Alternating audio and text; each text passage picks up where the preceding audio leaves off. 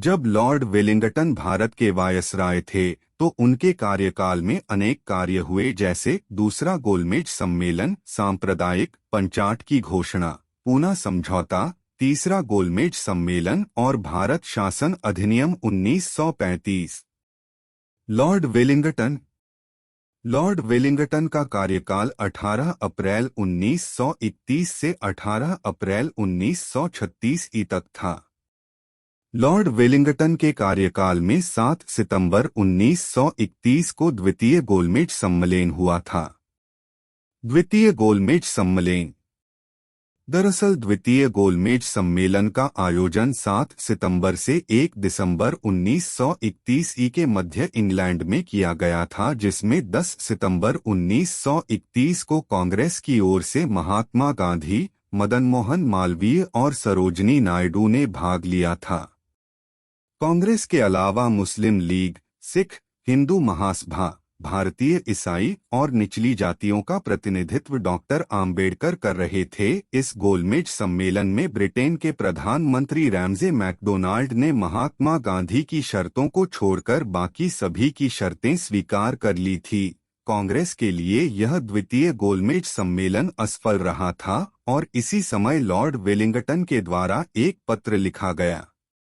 अगर महात्मा गांधी न होता तो भारत वाकई बहुत खूबसूरत होता। महात्मा गांधी जो भी कदम उठाता है उसे भगवान की प्रेरणा का परिणाम कहता है, लेकिन उसके द्वारा किए गए प्रत्येक कार्य में गहरी चाल होती है। हम निहायती अव्यवहारिक और अंधविश्वासी जनता के बीच रह रहे हैं जो महात्मा गांधी को अपना ईश्वर मानती है। द्वितीय गोलमेज सम्मेलन में ब्रिटेन के प्रधानमंत्री रैमजे मैकडोनाल्ड ने महात्मा गांधी की शर्तें स्वीकार नहीं करने पर 3 जनवरी 1932 को महात्मा गांधी ने दोबारा से सविनय अवज्ञा आंदोलन की शुरुआत की थी। 16 अगस्त 1932 को ब्रिटेन के प्रधानमंत्री रैमजे मैकडोनाल्ड ने एक घोषणा की जिसमें मुस्लिम, सिख, हिंदू महासभा, ईसाई और निचली जातियों को अधिकार प्रदान करने की बात कही गई, परंतु भारतीय इतिहासकारों ने इसी घोषणा को सांप्रदायिक पंचाट का नाम दिया। सांप्रदायिक पंचाट के प्रमुख प्रावधान क्या थे? 1. मुस्लिम, सिख और भारतीय ईसाइयों के अलग निर्वाचन की व्यवस्था की जाएगी। 2. गरीब जातियों के निर्वाचन की व्यवस्था भी अलग की जाएगी। 3. प्रांतों के शासन में 3% सीटें महिलाओं के लिए आरक्षित की जाएगी। ब्रिटेन के प्रधानमंत्री रैमजे मैकडोनाल्ड के द्वारा सांप्रदायिक पंचाट की घोषणा के बाद 20 सितंबर 1932 को पुणे की अरवड़ा जेल में महात्मा गांधी ने आमरण अनशन शुरू कर दिया था। पूना समझौता क्या है?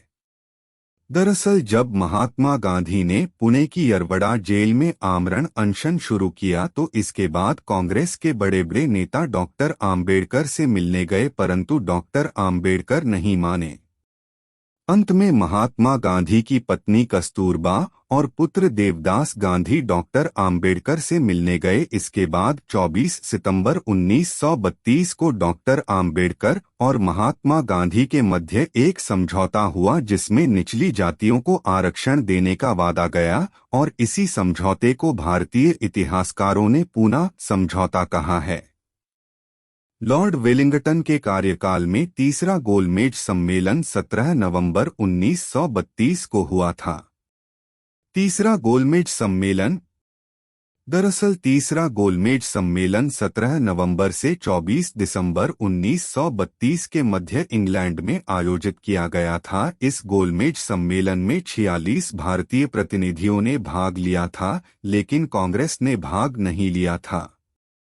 इस सम्मेलन में एक श्वेत पत्र जारी किया गया था और उसी के आधार पर भारत शासन अधिनियम 1935 को पारित किया गया था।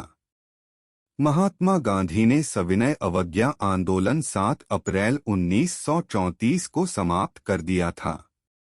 भारत शासन अधिनियम 1935 भारत शासन अधिनियम 1935 ब्रिटिश संसद के द्वारा अगस्त 1935 में पारित किया गया था। उस समय भारत के वायसराय लॉर्ड वेलिंगटन थे। भारत शासन अधिनियम में 321 अनुच्छेद और 10 अनुसूचियां थी, परंतु कांग्रेस के नेताओं ने इसे अस्वीकार किया था। जवाहरलाल नेहरू ने इसे दास्तां का नया चार्टर कहा तथा मदन मोहन मालवीय ने बाहर से जनत्रासदी और अंदर से खोखला कहा था। भारत शासन अधिनियम 1935 के प्रमुख प्रावधान क्या थे? 1. केंद्र में द्वैध शासन की स्थापना। 2. प्रांतों में द्वैध शासन की समाप्ति। 3. अखिल भारतीय संघ की स्थापना।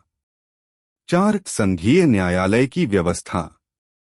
5. ब्रिटिश संसद की सर्वोच्चता स्थापित की गई। 6. भारत परिषद का अंत किया गया। 7. सांप्रदायिक निर्वाचन प्रणाली का विस्तार किया गया। 8. इसी अधिनियम के द्वारा बर्मा, आधुनिक नाम म्यांमार, को भारत के अलग किया गया था।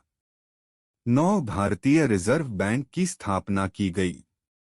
18 अप्रैल 1936 को लॉर्ड वेलिंगटन का कार्यकाल समाप्त हो गया था।